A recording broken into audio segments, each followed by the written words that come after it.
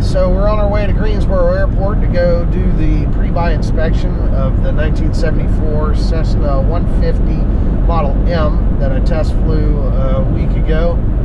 We're going to meet the AMP that I've been introduced to, Jimmy. We're going to tear through this thing, see if we can find anything wrong with it before I sit down and negotiate a price with the owner. So sit tight. Hopefully we can go through this and find as little as wrong as possible with this thing. So hope you enjoy. So I really intended to take a little bit more video, but I ended up getting a little bit more involved in the inspection, asking questions, pointing things out, discussing things that we were finding. So, you know, also really wasn't set up, didn't anticipate being able to pull it into the maintenance hangar here. So this is really the only video that I got. So this is Jimmy, the A&P, doing the inspection, and we're looking down at one of the issues we found.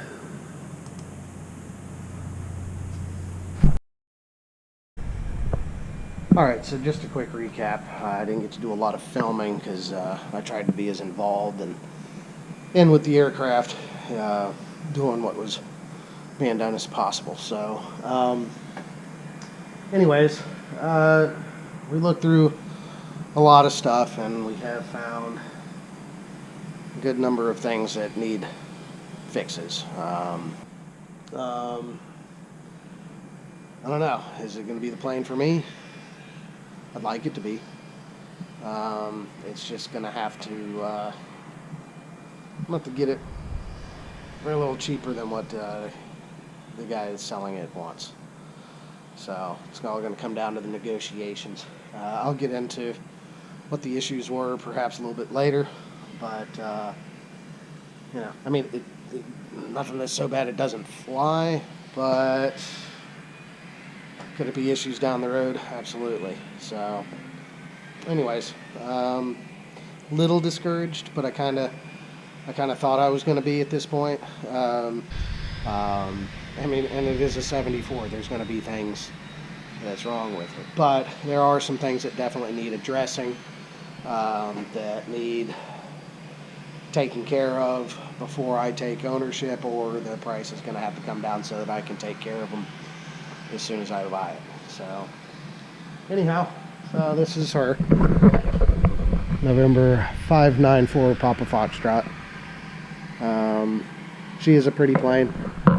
I mean, a little dirty, but I would like her to be mine. As long as everything can get fixed, I would definitely. Like, why is there tape on that seat?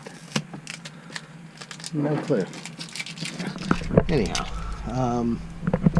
so yeah, this is her, and we'll see where things go. Alright, well, this is a crap video, but if you are watching this and I do edit it into something, thanks for watching, and catch me on the next one. I got a cross country coming up soon, next week, so see ya. Okay, so this is going to be take 2 of the final recap. Not on the freeway now, so on the side roads, crossing railroad tracks. Everything's going to be bouncy and jumpy, so here we go. Oh yeah. So some of the things that we found were, first we did the compression test, and 1 out of the 4 cylinders failed. It's a dead cylinder. So if when sitting in the cockpit, you have passenger side closest to the firewall is cylinder 1. Passenger side furthest away is cylinder 3, and then you got 2 and 4 on the pilot side. So cylinder 1 was 73 out of, you know, top at 80, I believe. And I think he said it could go down as low as like 50 and still be within, you know, good range. Cylinder 3, farthest away, passenger side, 77. Cylinder 4, pilot side, furthest away, 78. And then closest to the pilot side, that was the dead cylinder at 43. So that's a pricey repair there. That's one of those he's going to have to either alter his price or so that I can afford to get it fixed, or fix it himself. Some of the other little things that we found were like the fuel cap on the left wing is not vented. Incorrect markings on the tachometer. The tachometer green area should start at 2,000 and go all the way up to 2,750, and the green stops at 2,500, so it's not properly marked.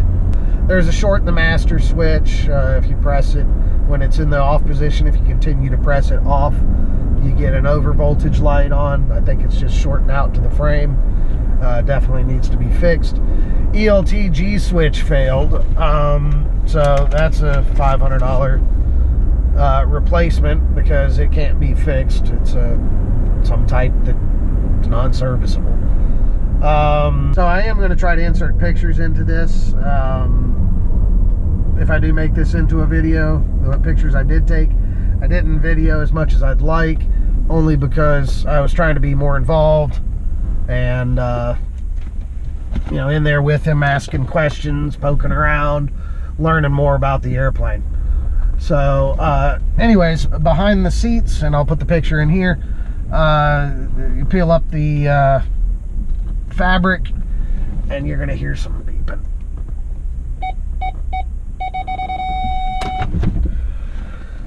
So behind the seats, there's a you pull up the carpet, and what you're looking at is the bodywork, or the main, what's called, they call it the gearbox. Here I am thinking, oh, gearbox, so like for a transmission, or I don't know, something with gears. No, it's where the landing gear come into the fuselage. Learn something new every day, right? So this is the gearbox, and I'll see what I can do to highlight it, but on both the passenger and the pilot side, there's some rivets missing. Whether that's from a hard landing, or they just, for some reason, the rivets corroded, which he said he has seen before, where rivets do corrode and pop out. So, but those do need replacing. Let's see, I guess I can turn my trunk off. Back to that ELT, there was some corrosion around the ELT, just light, that can be cleaned up. Another important fix, I'm not sure if I took any pictures of it, but was both flap tracks are showing signs of wear. They don't need to be replaced like right now, but they are going to need replacing probably soonish. And from what I understand, they can get a little pricey. So, and he threw a number 300 at me, you know, just a ballpark. I don't know if he meant $300 per track, $300 per wing, or $300 for both wings. I just don't know. So he's supposed to get back to me on estimates for all this. And then another little piddly thing is a grommet around the fuel overflow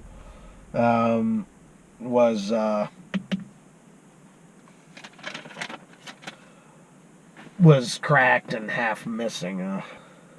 We did also notice some small dents in the skin behind the nose wheel. At first we thought nose gear collapse, but could not find any signs anywhere. You know, the main post comes up, and again, if I got a picture, I'll put it in. But the main nose gear comes up through this tube that comes up and into the motor mountish area. At least that's what it looked like to me. You know, no signs on the firewall, of damage, or the motor mount or anything like that. So it even could have been where something flew up and hit, you know. I don't know if a nose wheel tire blowout could possibly do that.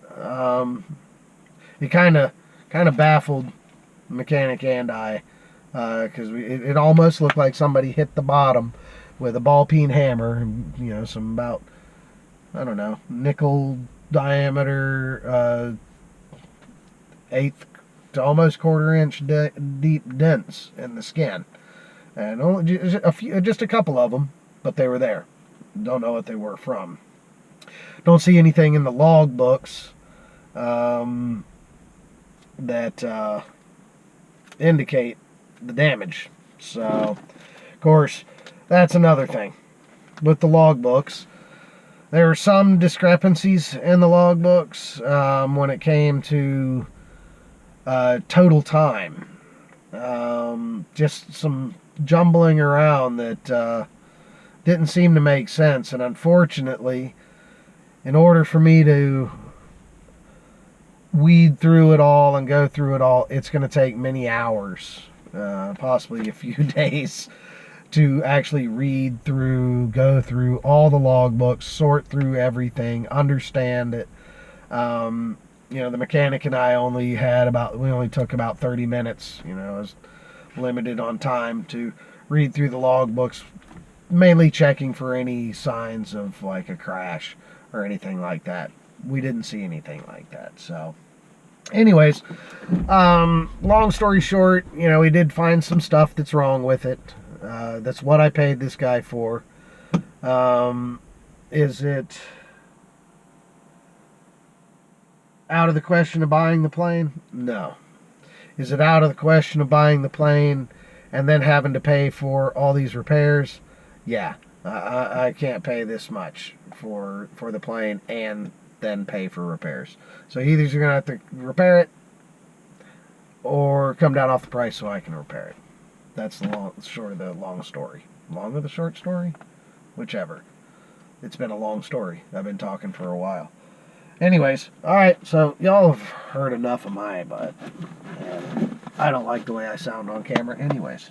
So, thanks for watching, and yeah. Thanks.